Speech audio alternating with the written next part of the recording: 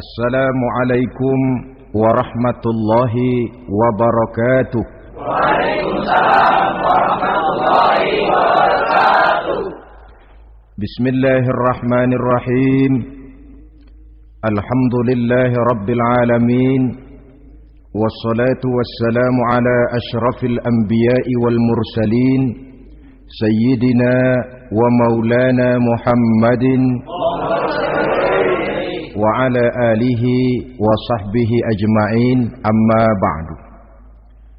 Saudara-saudara hadirin, ma'asyiral muslimin rahimakumullah.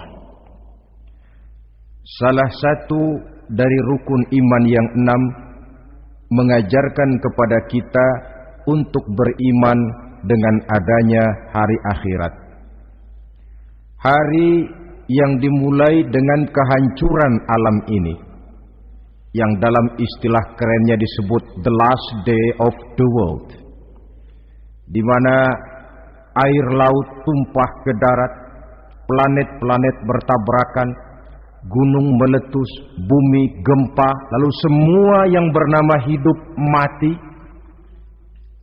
Terjadilah kebangkitan setelah mati itu dalam kehidupan yang disebut kehidupan akhirat. Pada kehidupan akhirat itu Allah jelaskan dalam surah Abasa ayat 34, yauma yafirrul mar'u min akhihi wa ummihi wa abihi wa sahibatihi wa banihi likulli imri'in minhum yauma idzin sya'nun yughnih.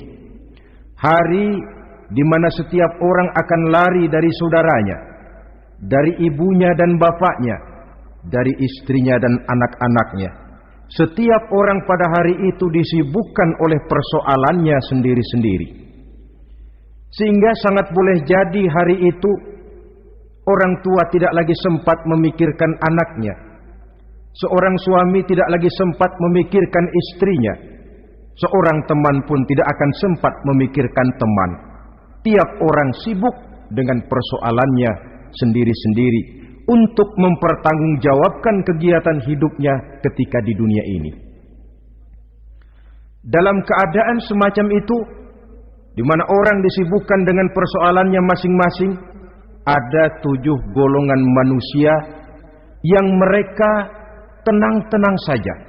Orang lain bingung, mereka kalem. Orang lain kepanasan, mereka mendapat keteduhan. Siapa mereka? Inilah yang akan kita jadikan pembicaraan pada pertemuan kita kali ini. Bersumber dari sebuah hadis di mana bersabda Rasulullah sallallahu alaihi wasallam,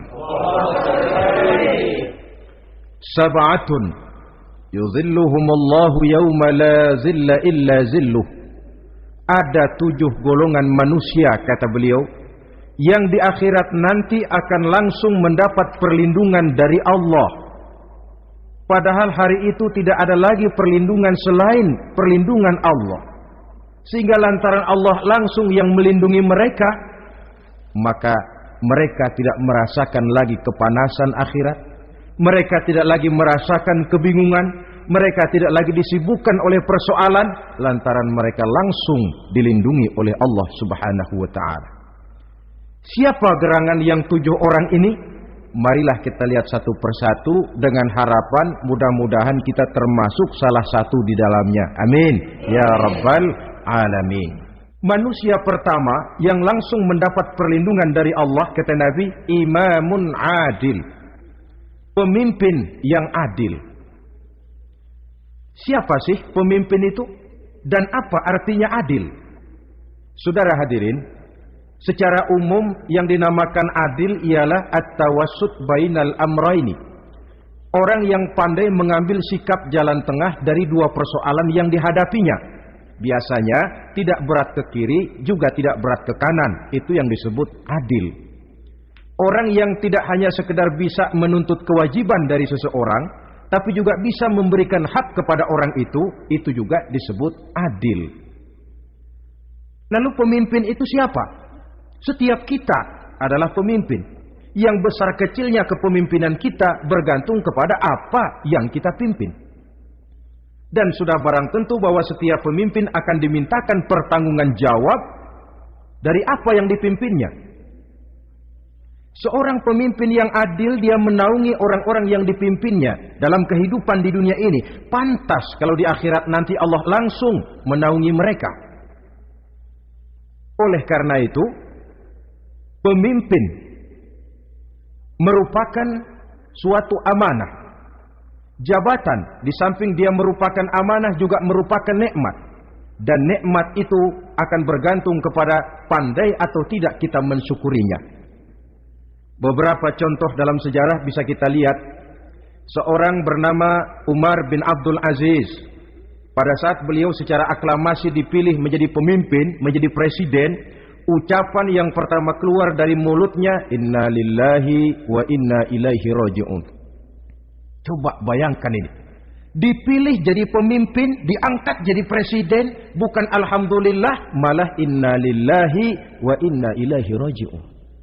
Kenapa? Dia anggap jabatan itu adalah amanah. Menyia-nyiakan amanah berarti khianat, dan khianat ini adalah dosa besar. Pantaslah kalau Allah Subhanahu wa taala memperingatkan, nikmat bisa saja berubah menjadi azab kalau kita tidak pandai mensyukurinya. La in syakartum la azidannakum wa la in kafartum inna azabi lasyadid. Kalau kamu pandai bersyukur, aku tambah nikmatku. Tapi kalau kamu tidak pandai bersyukur, kamu ingkar, kamu lupakan nikmat Allah, awas, azabku amat pedih, kata Allah. Jadi berdasarkan logika dari ayat ini bisa kita katakan, orang kaya. Ada orang kaya nggak di sini?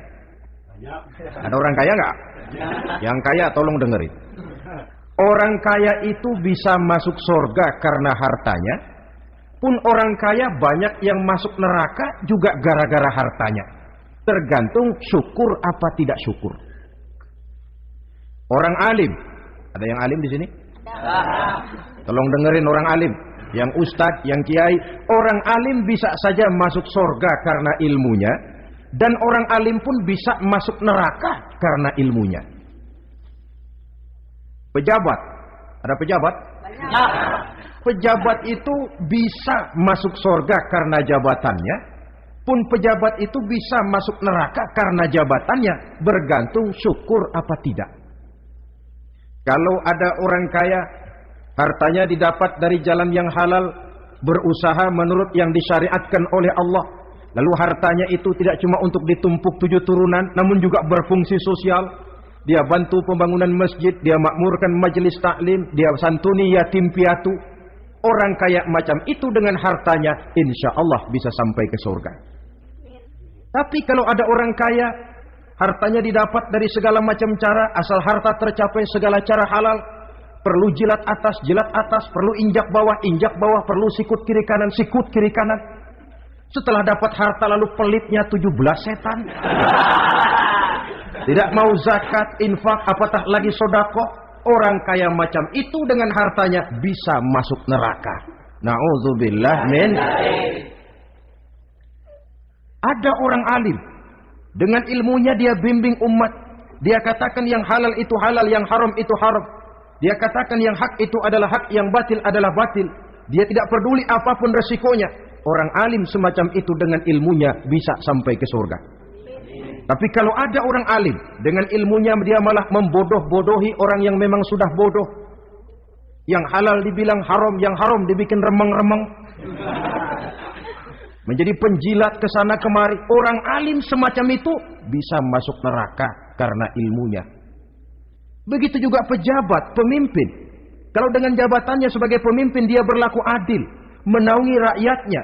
Orang besar salah dihukum, orang kecil salah juga dihukum. Tidak hanya pandai menuntut kewajiban, tapi juga pandai memberikan hak.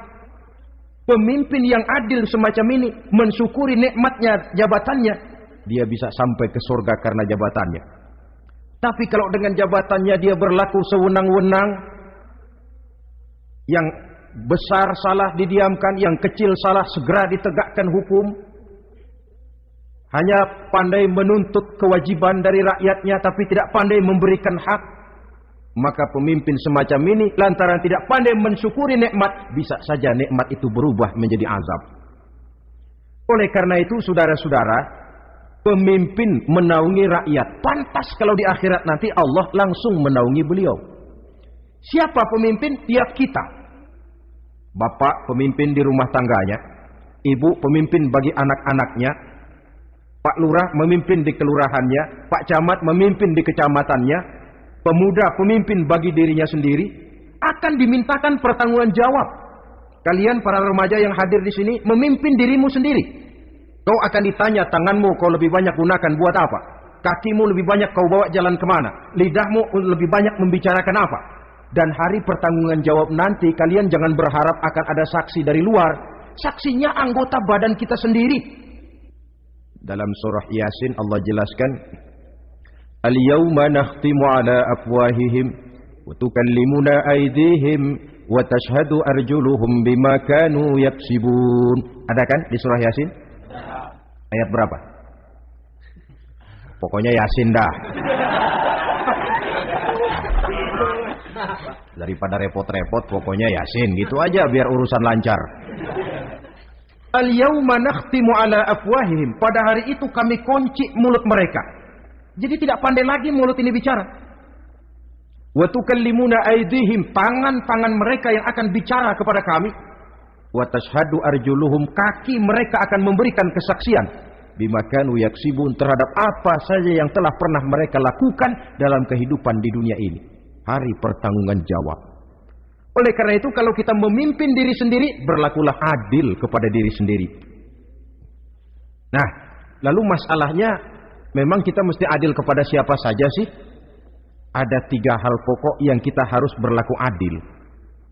Pertama, adil kepada Allah. Yang kedua, adil kepada sesama makhluk. Dan yang ketiga, adil kepada diri sendiri. Adil kepada Allah artinya apa?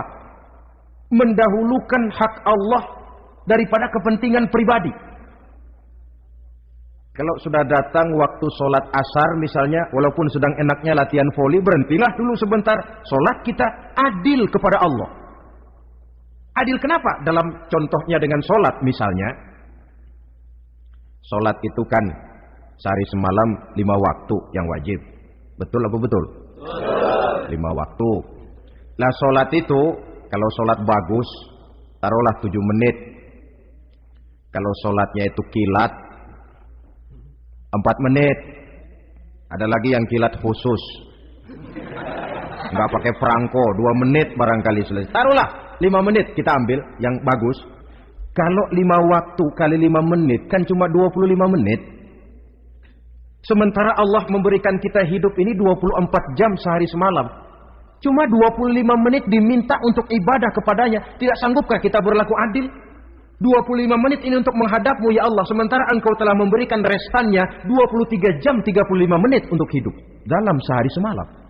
Mendahulukan hak Allah daripada kepentingan pribadi. Adil kepada Allah. Adil kepada yang kedua, adil kepada sesama makhluk. Adil kepada manusia.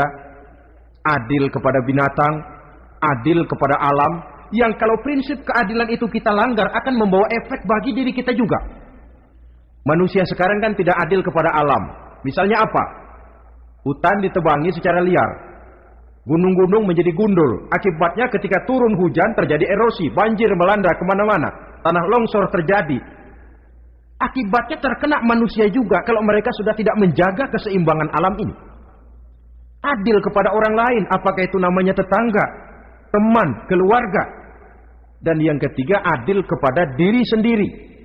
Bagaimana pengertiannya? Mata ini punya hak untuk tidur. Begadang terus tiap malam, tidak adil kepada mata. Nah, ini yang ketawanya paling kencang pasti tukang begadang ini. Perut ini punya hak untuk tidur. Puasa saja siang malam, mengurangi hak perut. Adil kepada diri sendiri. Untuk kehidupan yang akan datang di akhirat, pasti akan kita temui. Kita yakini keberadaannya.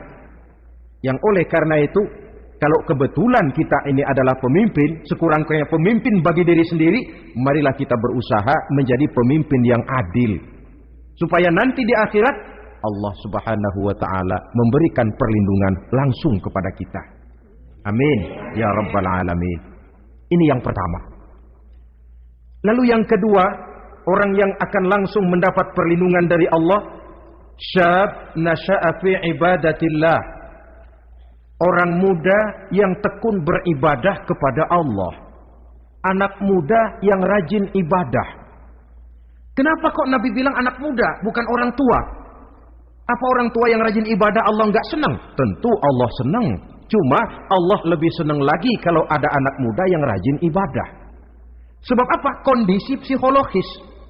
Kalau ada orang tua rajin ibadah, itu mah pantas. Emang udah waktunya. Ada orang sembahyangnya rajin, masuk masjid, masuk maghrib, keluar isya, malam tahajud, tahlilnya mantap. Umurnya berapa? 70. Enggak istimewa. Itu memang sudah mestinya. Lagian kalau sudah 70 masih bandel aja, kapan mau taubat? Tapi kalau ada anak muda, darahnya masih mengalir dengan panas, dia masih berusaha mencari bentuk-bentuk kepribadian dalam dirinya, dia masih mudah terpengaruh oleh lingkungan, tapi dia sanggup memblokir itu, disalurkannya di jalan Allah, dia tekun beribadah. Allah cinta betul pemuda semacam itu. Sehingga nanti di akhirat mereka langsung mendapat perlindungan dari Allah Subhanahu wa taala. Selalu pembangunan yang mengarah kepada modernisasi diikuti dengan proses pergeseran nilai. Dalam kondisi semacam ini, kehidupan remaja pemuda yang masih mencari identitas dan pembentukan kepribadiannya mudah terpengaruh oleh hal-hal yang ada di sekelilingnya. Sehingga sangat boleh jadi apa yang dianggap orang dulu tabu lalu dianggap biasa. Yang aneh-aneh malah dijadikan model. Yang dilarang malah nekat diterjang. Di mana norma dan kaedah-kaedah moral tidak lagi mendapat perhatian yang wajar. Dalam kondisi semacam ini terjadilah proses peluncuran moral. Dan hampir di mana-mana kehancuran suatu bangsa dimulai dengan kehancuran moral daripada generasi mudanya. Oleh karena itu pemuda yang tekun ibadah ini sangat positif dampaknya dalam kerangka pembangunan umat. Pak, ibadah itu apa sih? Kalau jadi pemuda yang tekun ibadah, apa kemana-mana mesti bawa tasbih? Mungkin. Apa mesti pakai peci terus? Boleh jadi. Apa kemana-mana mesti pakai kain sarung? Ya tidak juga. Ibadah kan artiannya luas. Segala perbuatan yang diperintah dan karenanya bertujuan mencapai ridho Allah, itu bernama ibadah. Kalian remaja berangkat menuntut ilmu, pergi pagi pulang siang, membekali diri menuntut ilmu, itu ibadah. Kalian pulang ke rumah, ibu bapak memerintah taat kepada orang tua, ibadah. Membersihkan lingkungan, ibadah. Bahkan jaga di waktu malam pun kalau untuk dengan niat bismillah, saya jaga malam ini untuk ketenangan rakyat supaya mereka tekun dan tenang melaksanakan ibadah, itu tercatat sebagai amal soleh yang bernilai ibadah. Jadi tidak cuma sekedar sujud, tidak cuma sekedar baca Quran, seluruh aspek kehidupan manusia yang diperintah Allah dan yang bertujuan mencari ridho Allah itu bernilai ibadah. Pemuda yang tekun melaksanakan ibadah kepada Allah. Apalagi terutama adik-adik remaja yang hadir pada kesempatan ini, masa muda itu masa yang paling indah memang. Sampai orang Kulon bilang, there is not delightful memorize. Ya barat itu kan Kulon. Saya lebih senang pakai orang Kulon saja. There is not delightful memorize and then the youth moment. Bahwa tidak ada masa yang lebih indah selain masa muda. Tapi masa muda yang katanya indah itu sebentar. Sebentar sekali. Kalau kita tidak pandai memanfaatkannya dengan sebaik-baiknya, boleh jadi dia akan hilang tanpa sesuatu yang ada artinya buat hari depan. Dan hari depan itu sebagian besar ditentukan oleh masa muda sekarang ini. Karena itu kepada yang muda saya berpesan, pergunakanlah masa muda itu dalam ketekunan beribadah kepada Allah. Ibadah dalam artian yang seluas-luasnya. Jangan seperti pepatah orang itu. Kelapa muda katanya kupas-kupasin, kelapa tua tinggal batoknya. Selagi muda puas-puasin, udah tua tinggal bongkoknya. Iyalah, kalau dipuas-puasin dalam arti yang positif, boleh. Mumpung masih muda puas-puasin nuntut ilmu. Mumpung masih muda puas-puasin ibadah. Mumpung masih muda puas-puasin berbakti kepada kedua orang tua. Puas-puasin dalam artian yang positif tentu saja bagus. Tapi kalau puas-puasin dalam arti menghambur umur untuk sesuatu yang mubazir, bergadang di pinggir-pinggir jalan, lalu mulai berkenalan dengan morfin, narkotik, ganja, terperangkap oleh budaya-budaya modern yang menyesatkan, terpancing oleh model-model baru yang kelihatannya menarik tapi sebenarnya tidak bermanfaat. Entah pada akhirnya akan mendatangkan penyesalan kepada kita saja. Coba, belakangan ini saya dengar di Jakarta akan ada satu festival yang disebut Festival Ngeceng. Ngeceng ini kalau bahasa gampangnya nampang. Nah, jadi itu biasanya muda-mudi diri di pinggir-pinggir jalan, pakai kacamata hitam, pakaian warna-warni, rambut dicat sedemikian rupa supaya menarik perhatian. Mereka diri di pinggir-pinggir jalan, nampang, istilah ngepopnya ngeceng katanya. Oh, ini mau diadakan festival, secara langsung atau tidak, festival ini kan mempopulerkan ngeceng jadinya. Yang tadinya orang awam nggak kenal, lantaran diangkat ke permukaan jadi terkenal. Kalau sudah terkenal lalu jadi mode, kalau sudah jadi mode, latahan. Boleh jadi nanti akhirnya ngeceng masuk desa. Bukan cuma sekedar ABRI masuk desa, bukan cuma sekedar koran masuk desa, ngeceng pun bisa saja masuk desa. Banyak saluran-saluran positif yang sesuai dengan kreativitas jiwa remaja, ketimbang mengadakan sesuatu yang tidak ada manfaatnya, ketimbang menghabiskan umur untuk sesuatu urusan yang mubazir. Sedangkan umur bukan jatah gratis tanpa batas waktu, ada pertanggungan jawab. Umurmu kau habiskan di mana? Masa mudamu kau selesaikan di mana? Itu akan dimintakan pertanggungan jawab. Nah, pemuda yang tekun ibadah kepada Allah, dampak positifnya apa? Dia punya sandaran vertikal kepada Allah. Jiwanya besar, jiwanya mandiri. Dan ini yang kita perlukan. Pemuda yang siap jadi pelopor, bukan pengekor. Pemuda yang sanggup mandiri dan bukan membanggakan keturunan leluhurnya. Kata pepatah, wa khairun nasi dzu syarafin qadimin aqama li nafsihi syarafan jadida wa syarrun nasi dzu khumulin idza fakhartahum zakarul jaduda. Generasi yang baik adalah generasi yang punya kejayaan masa lalu dan buat mereka sendiri mereka mampu mendirikan kejayaan yang baru. Artinya nenek moyangnya memang orang-orang terhormat, tapi dia mampu mandiri mendirikan kehormatan itu bagi pribadinya. Sebaliknya, generasi yang paling jelek adalah generasi pemalas. Yang kalau orang lain kelihatan lebih hebat, dia sebut-sebut nenek moyangnya. Lu sih belum apa-apa, bapak gua dong. Bapak gua katanya. Lu sih belum apa-apa, om saya dong. Tante saya dong. Kerjanya cuma membangga-banggakan leluhur. Dia sendiri tidak ada apa-apanya. Ini generasi yang paling jelek. Kalau orang kelihatan lebih hebat, dia sebut leluhurnya. Sementara dia sendiri nol nilainya. Tanpa ditunjang oleh fasilitas leluhurnya. Pasukan pemuda mandiri macam ini yang kita perlu. Bukan sekedar pasukan pemuda oke bos, kulo nuwun, yes sir, yes man, kumaha juragan wae.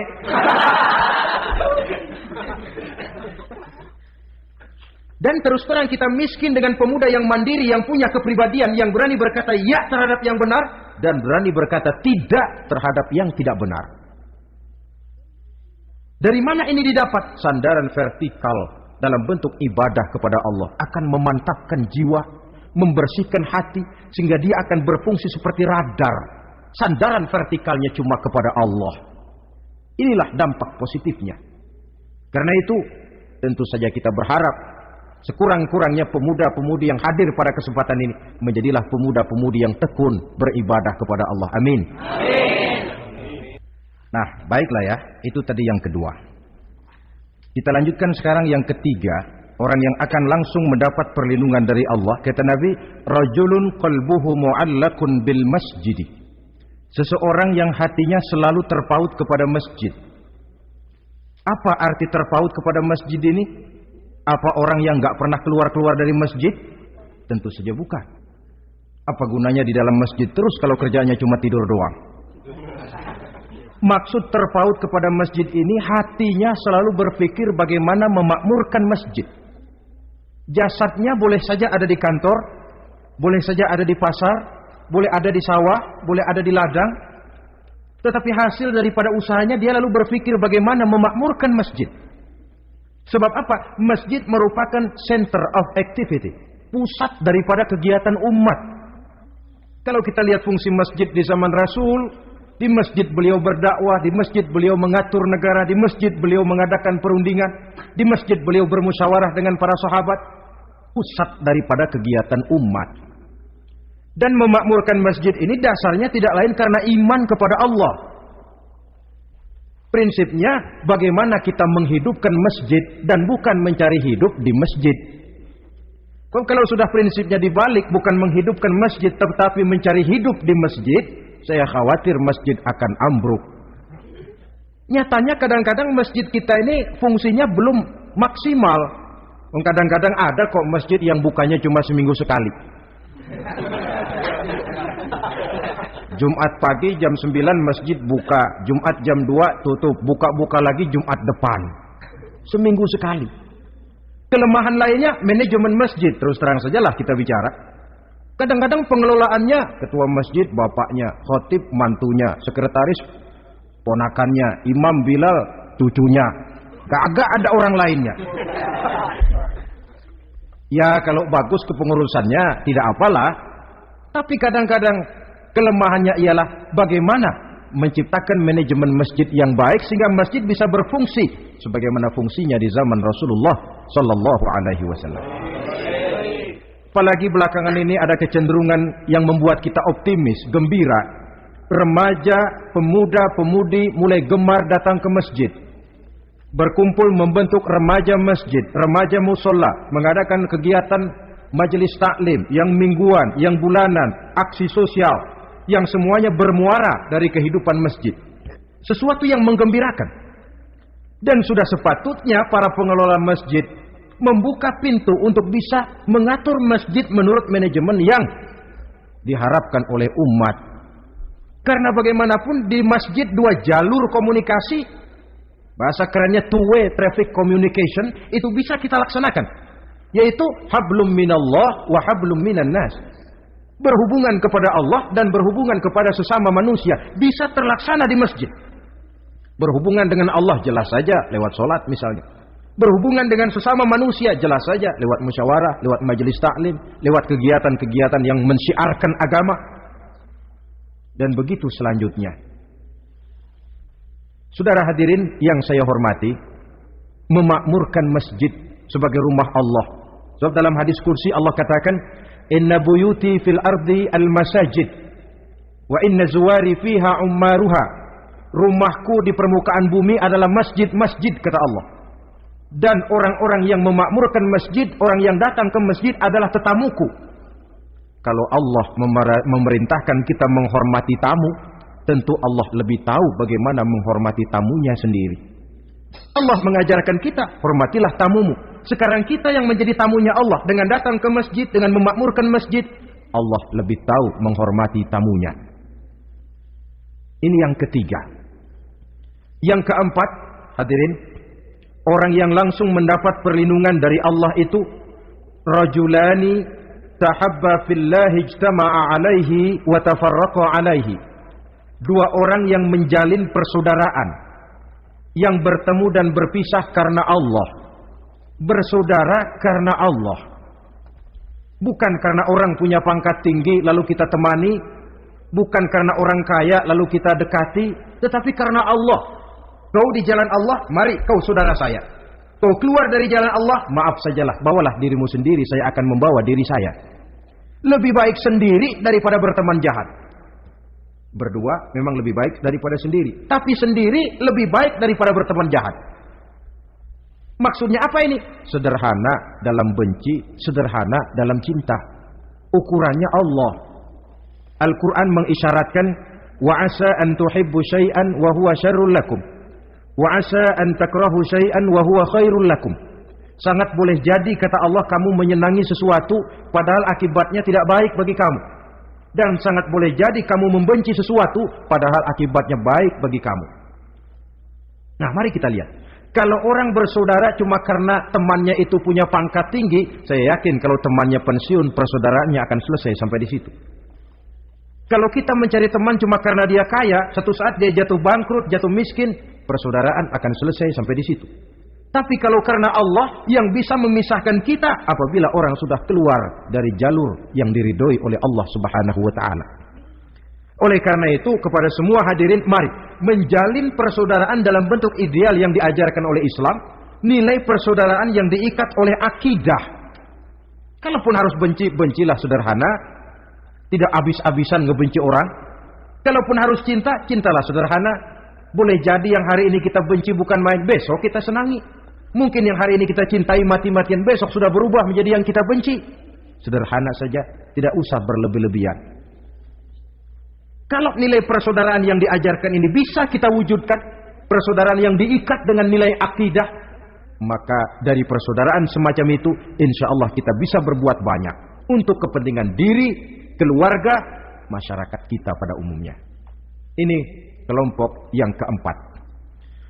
Orang kelima yang nanti langsung mendapat perlindungan Allah, rajulun da'athum ra'atun zatu mansibin wa jamalin ila nafsiha faqala inni akhafullaha rabbal alamin. Seorang laki-laki, kata Nabi, yang dipanggil oleh perempuan cantik. Laki-laki normal dipanggil oleh perempuan cantik. Untuk apa? Diajak melakukan perbuatan yang negatif. Tidak ada orang yang tahu. Tempatnya sepi. Apa yang terjadi? Orang ini berkata, inni akhafullaha rabbal alamin. Maaf saja, saya takut kepada Allah. Orang yang bermoral nanti di akhirat langsung dilindungi oleh Allah, tidak mudah jatuh oleh bujuk rayu, tidak mudah terpesona oleh wajah-wajah yang menggiurkan. Seperti dalam sejarah yang terkenal itu Nabi Yusuf alaihi salam. Kenal kan Nabi Yusuf? Nabi Yusuf itu bekerja di istana Kitfir.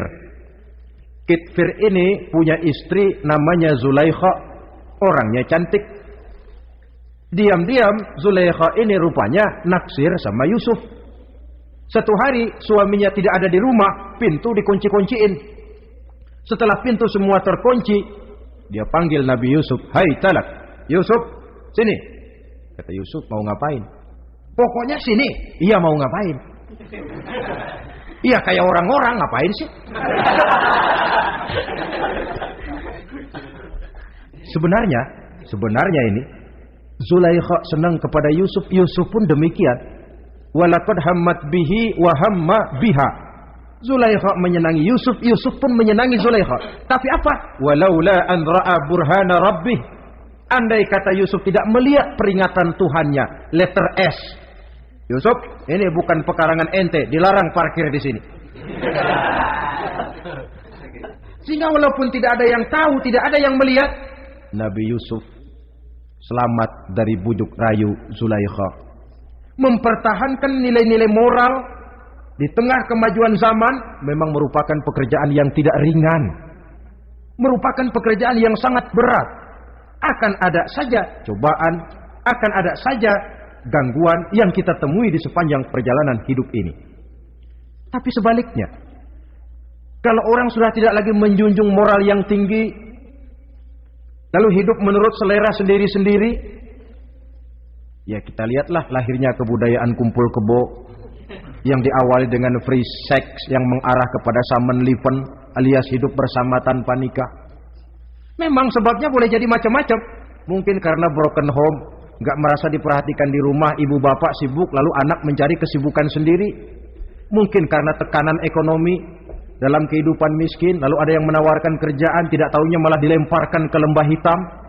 Mungkin juga karena pengaruh pergaulan dari lingkungan baik-baik, lalu berteman dengan yang tidak baik, hanyut di telan arus pergaulan. Mungkin juga pengaruh kebudayaan yang dia tonton, buku yang dia baca, film yang dia lihat, ikut mewarnai dan membentuk kepribadiannya. Tapi apapun alasannya, satu hal yang jelas, semuanya berangkat dari rapuhnya pegangan orang kepada nilai-nilai agama. Sebab sumber nilai moral yang tertinggi tidak lain agama adanya. Intinya apa? Intinya tidak lain orang yang beragama itu meyakini bahwa kemanapun dia pergi, dimanapun dia berada, Allah selalu melihat yang dia lakukan. An ta'budallaha ka'annaka tarahu wa illam takun tarahu fa innahu yaraka. Begitu yang kita pelajari dalam ihsan. Engkau beribadah kepada Allah seolah-olah kau lihat Allah. Kalaupun Allah tidak kau lihat, yakinlah Allah melihatmu. Jadi kalau saya sendiri, yang kedua itu Allah. Dibujuk rayu oleh cewek cakep, ayo dah bang, gak ada orang, kita cuma berdua. Dia bilang, enggak, kita gak berdua, bertiga. Berdua bang, bertiga. Yang ketiga siapa? Lu, gue, Allah, tiga. Di kantor mau korupsi, dia kasak kusuk, gerasak kerusuk, cari apa yang seharusnya menjadi hak orang lain. Tidak ada yang lihat, tapi dia tidak sendiri. Saya berdua. Yang kedua, Allah. Merasakan kehadiran Allah dekat dalam hidup. Nilai moral semacam ini menyelamatkan masyarakat. Pantas kalau orang semacam ini di akhirat nanti langsung mendapat perlindungan dari Allah Subhanahu wa taala. Karena itu terutama adik-adik remaja yang hadir, sebenarnya yang paling mahal dalam hidupmu adalah harga dirimu. Kalau itu sudah terjual dan tergadai, apalagi yang bisa kau banggakan dalam hidup ini? Titel yang berenteng barangkali, harta yang banyak, mobil yang serba berkilat barangkali. Tidak akan banyak manfaatnya kalau sudah dimulai dengan kehancuran daripada harga diri. Tidak ada yang lebih mahal daripada harga diri. Jagalah itu baik-baik. Pelihara nilai-nilai moral. Makin pandai kau jaga diri, insya Allah makin mahal hargamu. Dalam pandangan manusia, lebih-lebih juga dalam pandangan Allah. Pantas kalau pepatah bilang, innamal umamul akhlaqu ma baqiyat, fa in zahabathum akhlaquhum zahabu. Suatu bangsa akan tegak kalau dia masih punya nilai moral. Bila hancur moral itu, hancur jugalah ketegakan daripada bangsa itu sendiri. Ini yang kelima. Yang keenam, masih dua lagi. Orang keenam yang nanti akan langsung mendapat perlindungan dari Allah, rajulun zakarallaha khalian fafadat ainahu. Seseorang yang mengingat Allah dalam kesunyian, lalu berlinang air matanya. Tengah malam dia bangun, bertahajud dia kepada Allah. Gemersik tikar tersentuh tangan, laksana lambaian tangan malaikat maut nak datang merenggut nyawa. Terbayang segala dosa dan kesalahan, tergambar semua kekeliruan yang dilakukan dalam hidup. Lalu air mata pun tanpa terasa berurai membasahi pipi. Orang yang mengingat Allah dalam kesunyian.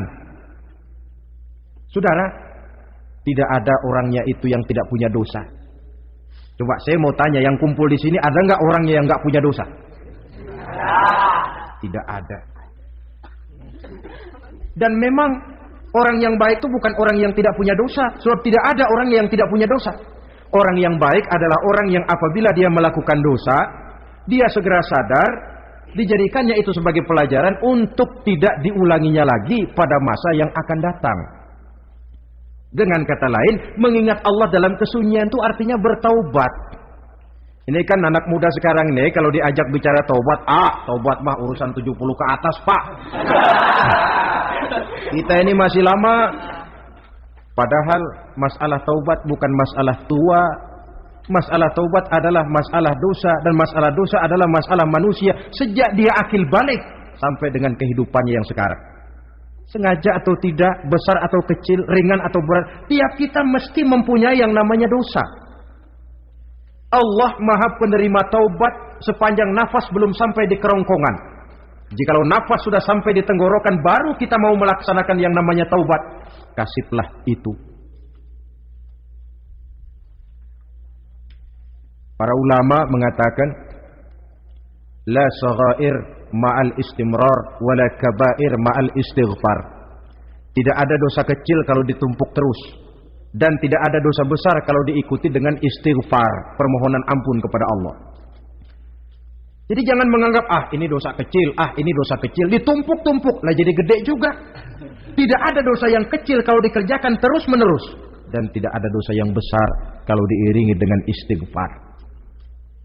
Dalam kehidupan ini, apabila dosa sudah bertumpuk, maksiat merajalela, munkarat menjadi jadi, Allah tidak akan segan-segan menurunkan azab. Azabnya itu bisa dalam bentuk bencana alam, banjir namanya, kebakaran merajalela namanya, gempa bumi namanya, bendungan pecah namanya, reaktor atom bocor namanya. Namanya boleh jadi macam-macam. Sebab apa? Al-Quran memberikan jaminan, wa ma kana Allahu liyu'adzibahum wa hum yastaghfirun. Allah tidak akan menurunkan azab selama di tengah masyarakat manusia masih banyak orang yang istighfar kepada Allah. Jadi hakikatnya kita ini berhutang jasa kepada orang yang rajin sujud, rajin mohon ampun kepada Allah. Lantaran mereka barangkali azab tidak diturunkan oleh Allah kalau melihat banyaknya sudah munkarat dan maksiat. Mengingat Allah dalam kesunyian, tengah malam, waktu yang mustajabah, terutama sepertiga malam yang akhir, situasinya lain. Gak percaya boleh coba, nyobakan gak bayar. Coba kalian bangun tengah malam, tahajud, kalian akan menemukan satu suasana yang lain daripada misalnya kalau kalian sembahyang zuhur tengah hari panas terik di tengah banyak orang. Hati bergetar. Segala kekeliruan yang pernah kita kerjakan lalu terbayang, dan air mata tanpa terasa, tanpa diundang bahkan berurai membasahi pipi. Ya Allah, alangkah nikmatnya suasana macam itu. Menciptakan perasaan dekat dengan Allah. Terwujud kedamaian batin, dan ini yang banyak dicari orang sekarang. Yang kadang-kadang karena terlalu ingin mencari kedamaian lalu keliru jalan. Yang bertapa di gua-gua katanya nyepi dari kehidupan manusia. Memencilkan diri dengan cara-cara yang mereka atur sendiri. Tidak macam itu. Quran punya resep. Ala inna bizikrillahi tatmainnul qulub. Ketahuilah dengan banyak mengingat Allah, hati menjadi tenang, jiwa menjadi lapang, pikiran menjadi damai. Ini resep Islam untuk mencapai ketenangan jiwa. Mengingat Allah dalam kesunyian. Saudara hadirin yang saya hormati, ini aspek daripada ibadah. Jadi dengan kata lain, masalah mengingat Allah dalam kesunyian, mengingat dosa bukan urusan orang tua, tapi masalah manusia. Siapapun adanya, sejak dia akil balik, mesti entah kecil besar, entah sedikit entah banyak, ada kesalahan yang dilakukannya. Karena itu, kalau kita masih diberikan kesempatan untuk hidup, artinya Allah masih memberikan kesempatan kepada kita untuk memperbaiki diri. Nanti kalau sudah sangkakala ditiup, alam hancur seperti yang saya jelaskan di awal tadi, sudah tidak sempat lagi, yang tinggal menyesal. Ada yang meratap lalu berkata, ya laitani kuntu turaba. Dalam Quran, aduh andai kata kita bisa balik jadi tanah aja dah dulunya, jangan jadi orang. Kalau dulu kita tetap jadi tanah mah nggak tanggung jawab apa-apa. Dijadiin orang sekarang mesti tanggung jawab. Bagaimana ini? Bingung. Ada yang berkata, ma aghna anni maliyah halka anni sultaniyah. Ternyata harta yang saya bangga-banggakan tidak bawa manfaat hari ini. Ternyata jabatan yang pernah saya duduki malah merusak saya hari ini. Tinggal lagi penyesalan karena kelalaian memanfaatkan waktu hidup dalam kehidupan di dunia ini. Karena itu pandai-pandailah membagi orientasi. Ada saatnya kita sibuk tenggelam dalam berbagai urusan dunia, lain saat tenggelam dalam kefanaan dan kesunyian, membekali diri untuk kehidupan akhirat nanti. Sebentar meninggalkan dunia, rekes kepada Allah, mi'raj, naik menghadap Allah, supaya terwujud keseimbangan untuk mencapai fid dunia hasanah wa fil akhirati, kebahagiaan dan kebaikan di dunia maupun di akhirat nanti. Inilah golongan yang keenam, orang yang langsung mendapat perlindungan Allah, yang mengingat Allah dalam kesunyian. Yang ketujuh, yang terakhir, orang yang langsung mendapat perlindungan dari Allah di akhirat nanti, rajulun tasaddaqa bi sadaqatin fa akhfaha hatta la ta'lama shimaluhu ma tunfiqu yaminuhu. Seseorang yang bersedekah lalu dia ikhlas dengan sedekahnya sehingga tangan kirinya tidak tahu apa yang diberikan oleh tangan kanannya. Orang yang pemurah, orang yang menyadari bahwa apapun yang dia punya dalam hidup ini cuma sekedar titipan. Fungsinya lalu seperti keran, menyimpan air tapi untuk disalurkan lagi kepada orang yang memang memerlukannya. Alangkah nikmatnya kalau Allah memberikan kepercayaan kepada kita untuk menjadi penyalur, distributor rezeki. Kalau kita ingat kemari, berpikir ke sini, kita tidak akan sayang lagi. Enak saja yang peras keringat banting tulang cari rezeki saya, sampean datang-datang mau minta. Lah, mungkin rezeki dia tapi lewat tangan kita. Satu kehormatan dari Allah kalau kita dijadikan seperti keran, menyimpan air tapi tidak untuk dirinya sendiri, disalurkannya kepada orang-orang yang memang memerlukannya. Tidak ada orang jatuh bangkrut lantaran bersikap pemurah, dan tidak ada orang jadi kaya raya lantaran dia bakhil atau pelit bin kikir alias medit. Dalam kitab Riyadhus Shalihin kita baca, tiap pagi ke alam ini turun 2 malaikat. Cuma kita nggak tahu. Dua-duanya berdoa, yang sebelah kanan berdoa, yang sebelah kiri berdoa. Kata yang sebelah kanan doanya tiap pagi nih. Kata yang malaikat yang satu dia berdoa, Allahumma a'ti munfiqan khalafa.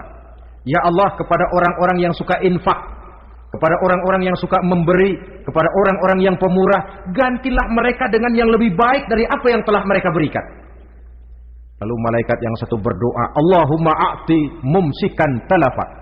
Ya Allah, kepada orang-orang yang mumsik, bakhil, kikir, berilah mereka kerusakan dan kebinasaan di dalam harta mereka. Maka lihat sajalah, orang kaya tapi pelit, ada saja jalan yang kira-kira duitnya bakalan jadi keluar dan gak ada pahalanya. Apa kena musibah lalu berobat sekian juta, apa kemalingan, apa ditipu orang, ada saja cara duitnya keluar yang gak ada pahalanya. Inilah prinsipnya. Allah mencintai orang pemurah. Dalam hadis kursi, uhibbu ahlas sakha wa hubbi lil faqir syakhi asyad. Aku cinta kepada orang yang pemurah, tapi aku lebih cinta kepada orang miskin yang pemurah. Orang kaya pemurah Allah cinta, orang miskin pemurah Allah lebih cinta. Kenapa? Nilainya lain.